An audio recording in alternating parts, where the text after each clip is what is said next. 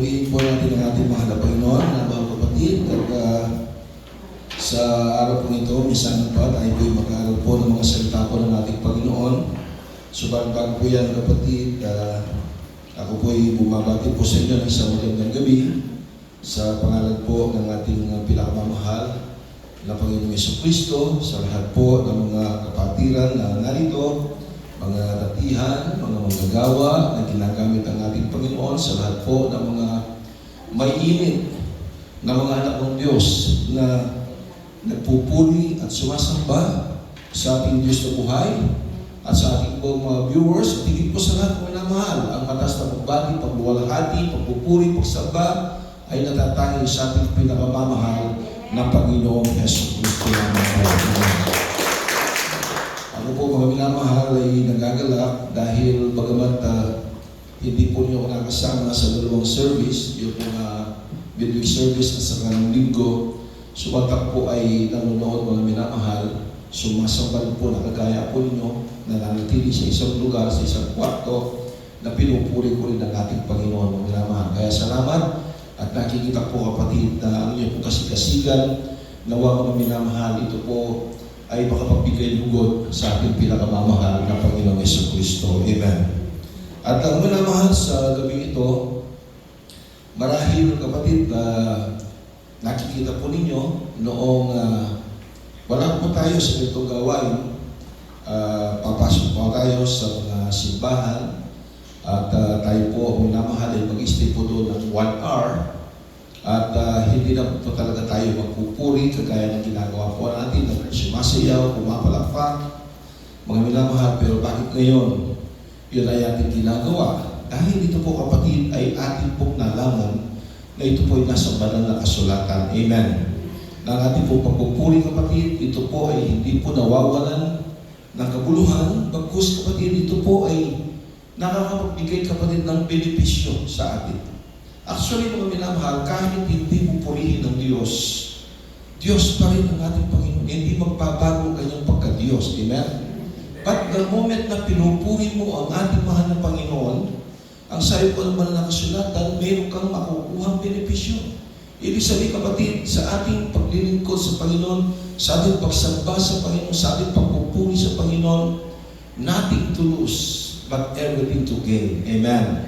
Wala pong mawawala sa atin, bagkus ang lahat po ay magiging pakinabang. Dahil tayo po kapatid, ang siyang magbebenepisyo sa ating ginagawa. At ang pagpupuri ng minamahalagang pagsamba, yung pagsamba, yung pray, yung worship, mga minamahalagang yung praise and worship, ito rin po minamahalagang hindi lamang po ito nakatuon sa ating pag-awit sa Panginoon. Bagkus ang pagsamba sa Panginoon, ito po yung ating pong everyday living as a Christian. Amen. Yung tayo po'y gumagawa, kapatid, ng kalooban ng Panginoon, sumusunod tayo sa kalooban ng Diyos, that is a kind of worshiping the Lord. Amen. Bakit po? Dahil ang sabi ng Biblia mong namahal, na tayo po ay magpasakop sa Kanya, at tayo po ay lumulahati sa Kanya, kapatid. Ang sabi ng ating mahal na Panginoon, if you love me, keep my commandments. Kung atin na pong iniibig ang ating Panginoon, sundin po natin ang kanyang mga utos. Amen? Dati-dati po na minamahal, ang ating pong sinusunod ay ang kalayawan ng ating laman, ang ating sarili, dahil merong nagkokontrol sa atin na isang masamang elemento. Ito ay kapatid, ay ang God of this world. Ito po ay ang Diyos ng sanlibutan ito. Sino po ang Diyos ng sanlibutan ito? Walang iba kundi si Satanas, mga minamahal. Siya po ang Diyos ng sanlibutan dahil ang sanlibutan ito punong-puno ng kasalanan. Narito po tayo kapatid, sa gitna ng mga lobo, sa gitna ng kasalanan kapatid. Alam po ninyo, kung wala lang ang presensya ng Diyos sa puso po natin, kung wala lang tayo ng Espiritu ng Panginoon, hindi po natin kayang gawin ito. Amen? Dahil napakalakas po kapatid ng kalaban. Inihila po tayo, pabalik sa Kanya, inaalis po tayo, mga minamahal, at hinihila tayo, inaalis tayo doon sa presensya ng Panginoon. Yun ang gawain po ng diabo. Dahil ang sabi nga ng Biblia, mga minamahal, that Satan comes to steal, to kill, and to destroy. John chapter 10, verse 10. Mga minamahal, si Satanas, Siya po ay naparito upang pumatay, magwasak ng pananampalataya pa rin at magnakaw. Yan ang ugali ni Satanas. Kasi po mga minamahal, tayo po iniligtas na ng ating mahal na Panginoon from darkness at tayo po dinala into a marvelous light. Amen? Sa kagilagilas na kaliwanagan. Tayo po iningaw ng Diyos mula po doon sa kadiliman patungo sa kagilagilas na kaliwanagan. At ngayon kapatid, na tayo po tinawag ng Diyos, nagpupuri sa Panginoon, magtatanong tayo, ano ba ang ating makukuha sa pagpupuri sa Panginoon? Kapatid, kaya pag nagtuturo ng ganito, na every time na tayo po'y magpupuri sa Diyos, makipag-ugnayan tayo sa ating mahal na Panginoon. Yung ating puso ay ating iugnay sa ating mahal na Panginoon. Kasi po mga minamahal kapatid, sa ating pagpupuri sa Diyos, pinalalakas po tayo ng ating mahal na Panginoon. Amen po ba? Ang pagpupuri sa Panginoon ay hindi lamang bahagi ng pagsamba, ito rin ay may malalim na espiritual na benepisyo sa buhay ng mananampalataya.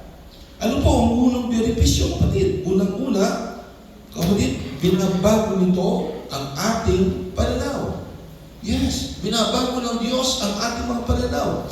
Kung ngayon, kapatid, ikaw ay nilulugmok ng pagsubok, nilulugmok ng kalungkutan, nawawala ang iyong kapayapaan ng minamahal, but the moment na ikaw ay pumarito, ikaw ay nakisama sa pagpupuri, nakasama ang ating mga kapatid sa Panginoon, nare-revive po tayo. Amen? Nare-revive po tayo. Lumalakas po tayo. Gumiginahawa po tayo. At tayo nasisiyan. Bakit po? Dahil mga minamahal, ang ating mga puso, ang ating mga kaisipan, ito'y sumesentro sa pagpupuri natin sa ating mahal na Panginoon Jesus. Amen? Kaya po mga minamahal, maganda ang ating pong ginagawa. Dahil sabi nga po minamahal ng Psalms chapter 150 verse 6, mga minamahal, ang sabi po, lahat daw po ng may hininga ay kinakailangan magpupuri sa Diyos. Lahat po ng bagay na may hininga ay magpuri sa Panginoon, purihin ang Panginoon. Lahat ng may hininga, sino po yun? Mga hayop kapatid, mga ibon sa himpapawid, mga lahat po ng mga living things, bagay ang mga bato, kapatid. Mga bato na buhay o minamahal, na sila'y nilikha ng Panginoon, sila lahat ay nagpupuri sa ating Panginoon. At ang sabi ng Diyos, kapatid, na tayo pong lahat ng may hininga ay magpupuri sa Diyos. Amen. Kung ang mga ibong ito, kapatid, sila ay umaawit sa umaga hanggang gabi, kapatid. Sila ay umaawit, mga minamahal. How much more? Bakit hindi natin magawa na tayo umawit at magpuri sa ating Panginoon dahil kayo po, kapatid, ay higit lahat sa lahat ng mga nilikha ng ating Panginoon dahil tayo ay espesyal na pagkakagawa. Tayo ay obra maestra ng ating Panginoong Diyos. Amen? Palakpakan po natin ang ating Panginoon. Sa halip na nakatuon po, kapatid, sa problema, dapat nakatutok ang ating puso upang dakilain ang katapatan ng ating Panginoon. Mga minamahal, ang pagpupuri sa Diyos ay hindi lamang po doon po sa pag-awit. Maging sa atin pong pagtayo sa harapan, bagamat ikaw isa na nahihiya, pero pinapatutuo mo ang kabutihan ng ating Panginoon, kapatid, maraming benepisyo ang nakukuha mo. Nire-revive mo ang sarili mo. Kasi po, inaalala mo, kapatid, yung ginawa sa iyo ng Panginoon.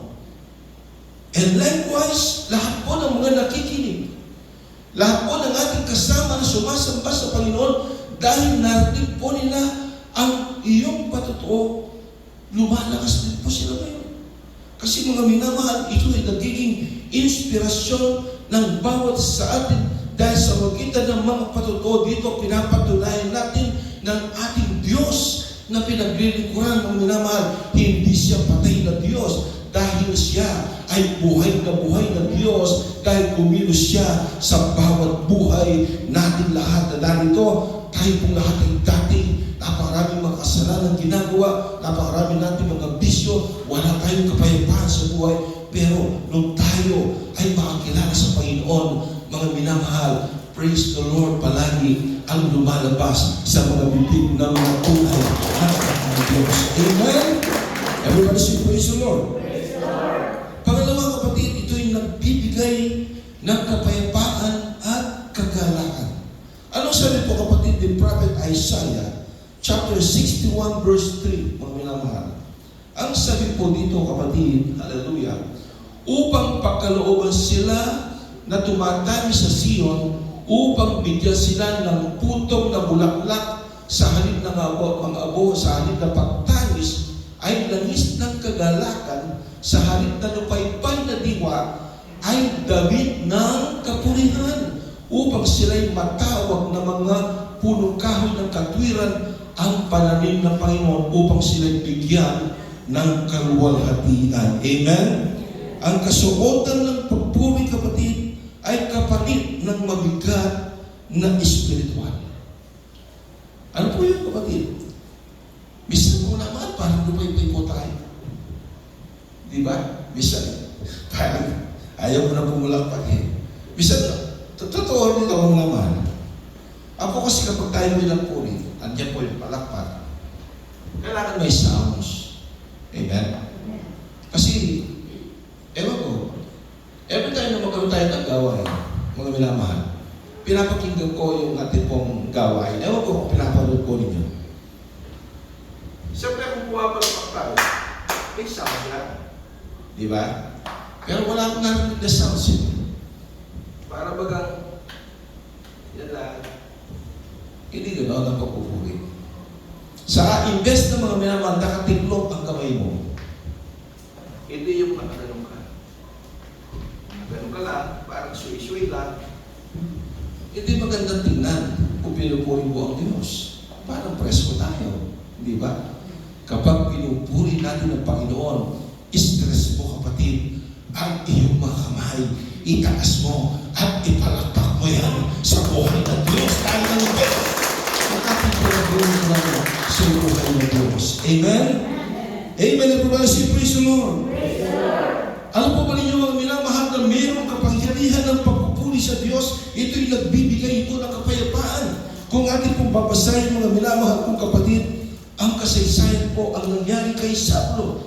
Si King Saul, mga minamahal, bibigyan ko lang po kayo ng konting konteksto. Si Saulo, mga minamahal, siya po ang hari po ng Israel. Mga minamahal kapatid, pero nagkaroon po siya ng pride. Unang-una mga minamahal, utusan siya ng ating Panginoon, pero hindi niya ginawa. Gusto ng ating Panginoon nung lusubin po kapatid, ang isang kingdom po, nakalaban po nila. Ang sabi ng Panginoon, wala kang ititira. Wala kang ititira. Mga minamahal, maging ang mga hayop kapatid, ang mga tao doon, maging ang hari ay wala kang ititira. Kung utos, kaya sinabi lang ng Biblia, mga minamahal, obedience is better than sacrifice. Kasi kung mga minamahal, ang ginawa po ni King Saul, ni King Saulo, kapatid, ni Haring Saulo, yung mga matatabang hayop, kapatid, ay kanyang in-accept o in-spare, kapatid. Hindi niya pinatay. At ang ginawa niya, inuwi niya, kapatid, doon sa kanyang kaharian, upang ang kanyang intensyon ay gamitin niya yun upang ihandog sa Panginoon. Pero hindi nandun doon ang ating Panginoon. Kasi dahil ang ating Panginoon, gusto niya kapag nag-utos siya, gawin po natin. Kaya sabi po, obedience is better than sacrifice. Amen? Mas mainam daw po ang pagsunod kaysa sa handog. Gusto mo maghandog, ang iyong intention is to offer yung mga animals na yun para sa pagpupuri mo, pagsamba mo sa Panginoon. Pero hindi yung kapatid ang gusto ng Panginoon. Gusto ng Panginoon yung obedience. Amen? Sa mga Kristyano kapatid, ganoon ang gusto ng ating mahal ng Panginoon, na tayo po'y sumunod, kapatid. Sumunod sa mga alitutunin ng Panginoon dahil ito ang siyang gusto ng Diyos na tayo sumunod palagi. Obedience is better than sacrifice. Yung pagsunod, kapatid, ito'y mainam kaysa kain. Kahit naman naman, every time na tayo po ay sasamba po rito, nag-o-offer po tayo ng ating pong love offering sa Panginoon, mga minamahal. Kapatid, ang gusto ng Panginoon yung talagang pagsunod, kapatid. Ano pagsunod, mga minamahal? Yung susunod tayo sa litutunan ng Panginoon. Pero dito, kapatid, dahil hindi nalugod ang Diyos, humanap ang ating Panginoon na kahili po niya. At ang naging kahili, kapatid, ito nga si David. Si David, na magmula sa kanyang kamusmusan, siya'y nagpupuri sa Panginoon. Sa kanyang pagpupuri sa Diyos, kasama niya ang presensya ng Panginoon. Alam po niyo, kapatid, mga leon, mga oso, kapatid, hindi nagtatagumpay laban kay David. Nasa bunganga na ng mga leon, yung tupa na inaalagaan o pinapastulan ni David, mga minamahal, kaya pag-agamin ni David mula sa bibig ng leon.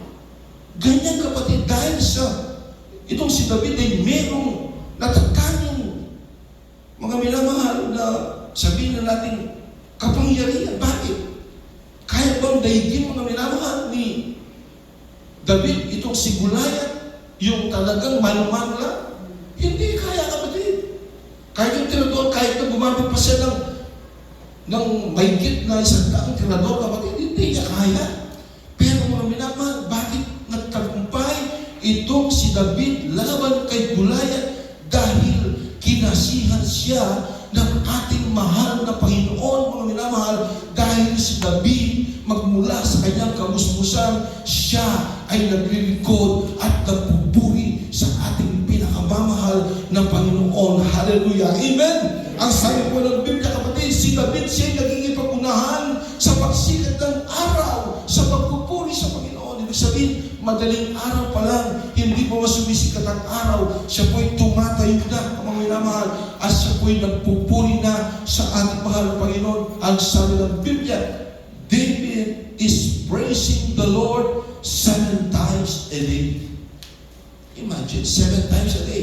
7 beses siya'y nagpupuri ng minamahal sa ating pinakamamahal na Panginoon. Marahil, madaling araw, pagka-umaga, bago mananghalian, pagkatapos ng tanghalian, basta 7 beses siya'y nagpupuri sa ating pinakamamahal na Panginoon. Amen. Kaya mga minamahal, nung nagkasakit, itong si Saul, siya'y napuspos ng masamang espiritu. Napuspos siya ng pride, napuspos ng masamang espiritu, nawala yung kapayapaan ni Haring Saul, kung minamahal. Anong ginagawa po ni David? Pumupunta siya at doon sa mismong tabi ni Haring Saul, gumagamit ng instrumento itong si David at nagpupuri sa Diyos. At sa kanyang pagpupuri, gumiginhawa ang pakiramdam ni Haring Saul. Yan ang isa sa mga benepisyo ng ating pagpupuri sa ating Panginoong Jesucristo. Basahin ko lang ang mga mahal. 1 Samuel chapter 16 verse 23. Ano pong sabi po dito? Ang sabi po muna mahal, 1 Samuel chapter 16 verse 23. Ang sabi, tuwing ang masamang espiritu, tingnan mo niya, tuwing ang masamang espiritu mula sa Diyos ay darating kay Saul, kinukuha ni David ang alpa at tinutugtog ng kanyang kamay at nagiginhawaan si Saul. At ang masamang espiritu ay umaalis sa kanya. Palakpakan po natin. That is the power. Amen? Merong benepisyo, kapatid, ang pagpupuri natin sa ating Panginoon. Kaya po tinuturuan po namin tayo, ang minamahal, the moment na tayo po'y nagpupuri sa ating mahal na Panginoon, i-focus po natin ang ating puso't kaisipan sa pagpupuri sa ating Panginoon. At ang masamang espiritu ng problema, masamang espiritu,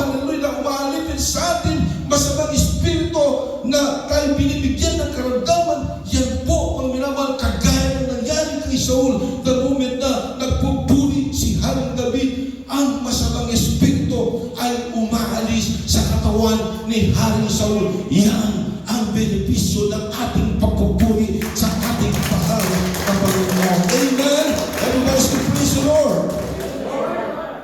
At ang pangatlo, nagpapalakas ng ating pananampalataya. Bakit, kapatid? Habang inaalala natin ang ginawa ng kabutihan ng Diyos.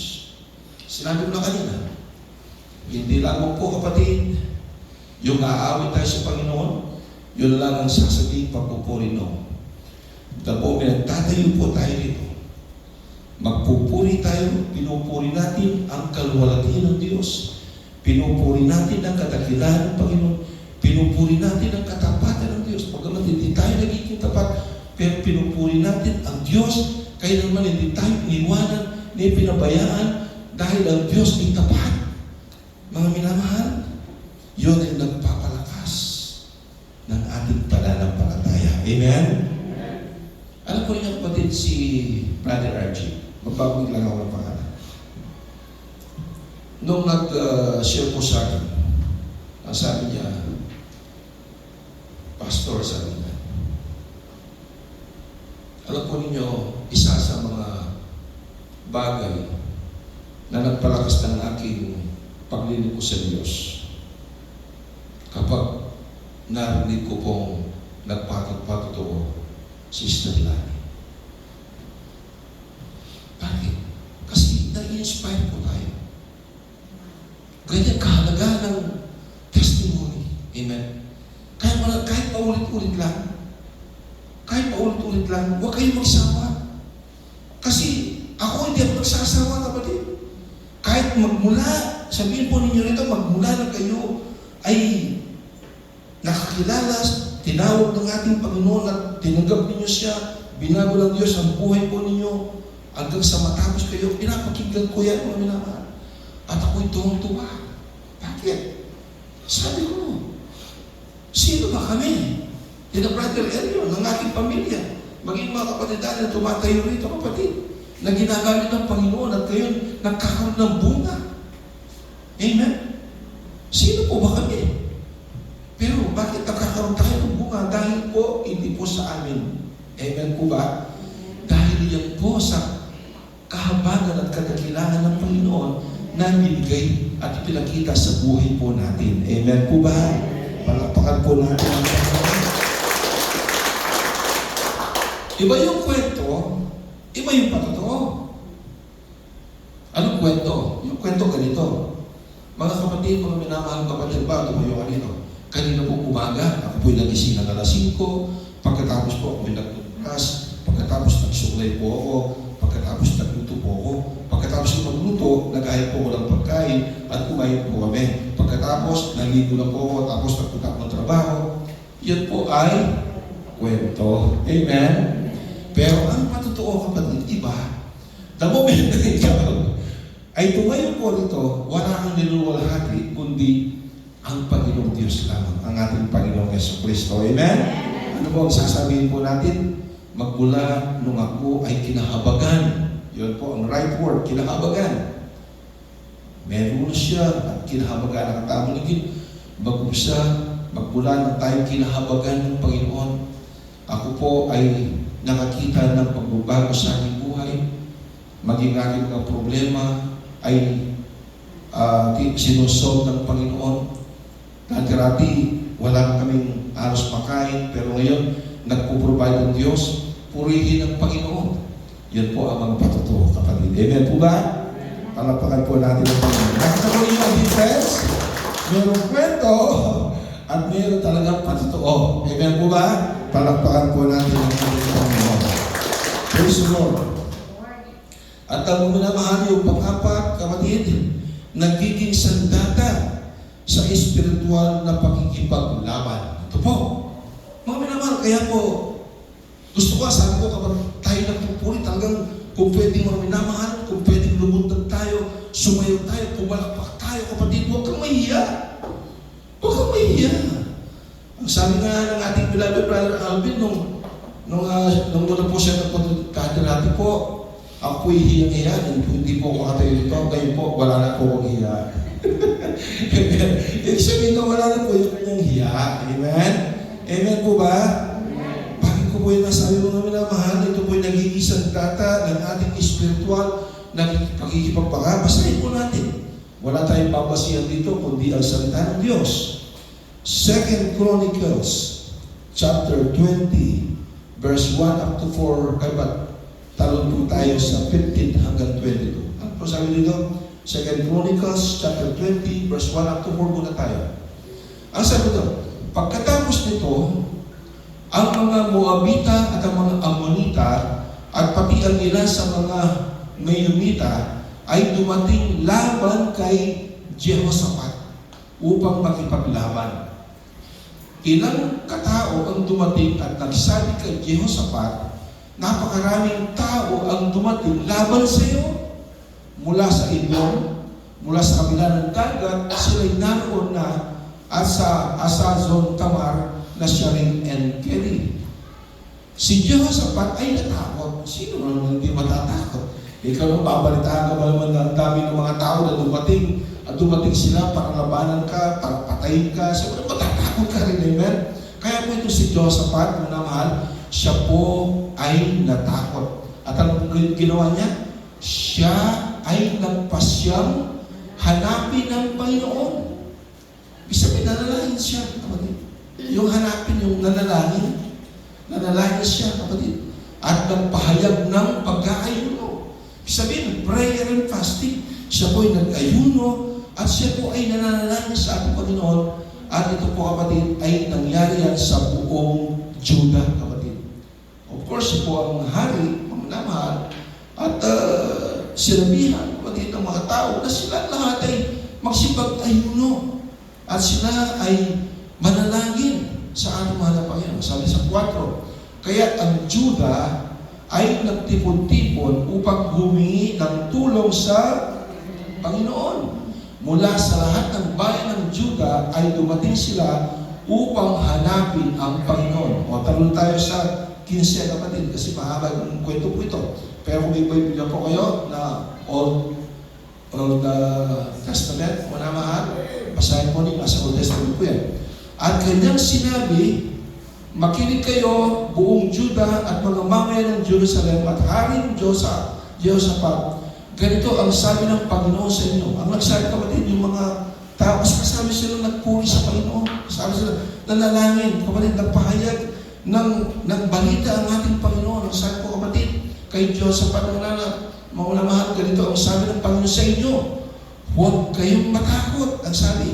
At huwag kayong panghinaan ng loob sa napakaraming taong ito sapagkat ang pagkikipagbaka ay hindi sa inyo, kundi sa Diyos. The battle is not yours, but mine, ang sabi ng ating Panginoon. Ibig sabihin kapatid, hindi tayo ang nakikipagbaka. Amen? Hayaan mo ang Diyos ang siyang makipaglaban, makipagbaka para po sa atin. Amen? Tuloy ang basa, kapatid. Bukas ay harapin ninyo sila. Sila'y aahon sa uhan ng sis. Inyong matatakbuhan sila sa dulo ng libis, sa sinangalan ng ilang ng Jeruel. Hindi ninyo kailangan lumaban sa digmaan ito. Tingnan po ninyo, kapatid. Pakinggan po ninyo. Hindi nyo kailangan lumaban sa digmaan. Dahil as nagsabi ang Panginoon, the battle is not yours, but mine. Sabi niya. Kaya nagsabi po kapatid ng mga tao kay Jehoshaphat, hindi nyo kailangan lumaban sa digmaan ito. Manatili kayo sa inyong pwesto, tumayo kayong panatag at tingnan ninyo ang pagtatagumpay ng Panginoon alang-alang sa inyo, O Huda at Jerusalem. Huwag kayong matakot o panghinaan ng loob. Bukas ay harapin ninyo sila sapagkat ang Panginoon ay sasama sa inyo. Amen? Kaya po kapatid, sa atin, pag may problema ka, may suliranin ka, kung ano man po yan, huwag kang matakot kapatid dahil ang sabi na po mo na mahal, tayo ay sinasamahan ng ating Panginoon dahil ang Diyos, hindi siya nagbabago, siya noon, ngayon at magpakailanman. Kung noon kapatid, inaalalayan at pinag-ingatan itong si Jehoshaphat at ang lahat po ng mga Huda, kapatid, mga Judea, mga mahal, Ngayon din, kapatid, huwag kang matakot. Manatili ka sa iyong pananampalataya sa Diyos at ang Diyos ay magiging kasama mo. Hindi niya iiwan ni pababayaan man ng ating Panginoon. Tuloy pa sa kapatid. Wala pa tayo sa pinaka-pit ng ano. Pagkatapos ay itinungo ni Jehoshaphat ang kanyang ulo sa lupa. Sabihin, buwan po siya. At ang buong Juda at ang mamamayan ng Jerusalem ay nagpatira pa sa Panginoon, na sumasamba sa Panginoon. Tingnan po ninyo, ano ang ginawa? Sila ay nagpatira pa at sila'y lahat ay sumasamba sa Panginoon. At ang mga Levita at ang mga anak ng mga Kohatita at sa mga anak ng mga Korahita at tumayo upang purihin ang Panginoon, ang Diyos ng Israel, ng napakalakas na tinig. Tingnan po niyo, napakalakas na tinig. Nagpuri sila sa Panginoon yung malakas na tinig. Amen? Hindi po yung sasabihin, everybody say, praise the Lord. Praise the Lord. Hindi po ganoon. Sumigaw ka, kapatid. Amen? Everybody say, praise the Lord. Praise the Lord. Yan. Everybody say, hallelujah. Hallelujah. Yan. Amen? Ang sabi po, sila, minamahal, ay nagpuri ng napakalakas na tinig. At kinaubagaan, ang sabi po dito, sila'y maagang bumangon at lumabas sa ilang tekoa. Habang sila'y lumalabas, si Jehoshaphat ay tumayo at nagsabi, pakinggan ninyo ako, sabi niya, O Huda at mga mamayan ng Jerusalem, manalig kayo sa Panginoon ninyong Diyos at kayo magiging matatag. Maniwala kayo sa kanyang propeta at kayo'y magtatagumpay. Pagkatapos niyang sumangguni sa mga tao, di ba? Sumangguni sila sa mga tao, kaya ang mga tao at ang mga propeta, nagsabi sila na, huwag kang matakot, gano'n. Ang sabi po dito, kapatid, pagkatapos niyang sumangguni sa mga tao, kanyang, ano po? Basahin po niyo. Kanyang hinirang ang mga awit, yung mga singers. Amen? Kaya po mga minamahal, hinirang, inapon siya. O, Casey, na-appoint kita. Max, ina-appoint kita. Lahat kayo, ina-appoint ko na kayo ay maging mga singers. At ang nangyari ng minamahal, kanyang hinirang ang mga aawit sa Panginoon at magpupuri sa Kanya sa banal na kaayusan habang sila'y nangunguna sa hukbo at nagsasabi, magpasalamat kayo sa Panginoon sapagkat ang Kanyang tapat na pag-ibig ay magpakailanman. Nang sila'y magpasimulang umawit at magpuri, ang Panginoon ay naglagay ng pagtambang laban sa mga Amon, Moab at bundok ng Seir at dumating laban sa Huda, kaya sila'y nagapi. Amen? Panapahan po natin ang Panginoon. Ano na ang kanilang ginawa?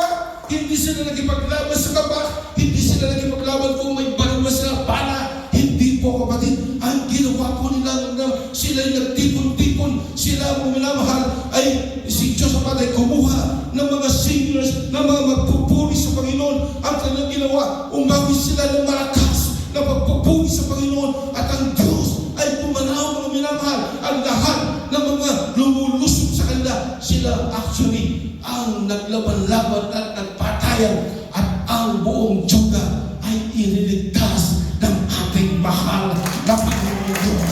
Amen! Hallelujah! Everybody say, praise the Lord! Praise the Lord! Yan po, kapatid, ay benepisyo ng kanilang pagpupuri sa Diyos. Amen? The battle is not yours, but mine, ang sabi ng Panginoon. Ang laban ay hindi sa inyo, bagos ang laban. Ito ay aking laban, ang sabi ng Panginoon. Amen? Praise the Lord! Purihin po natin ang ating Panginoon. Hallelujah!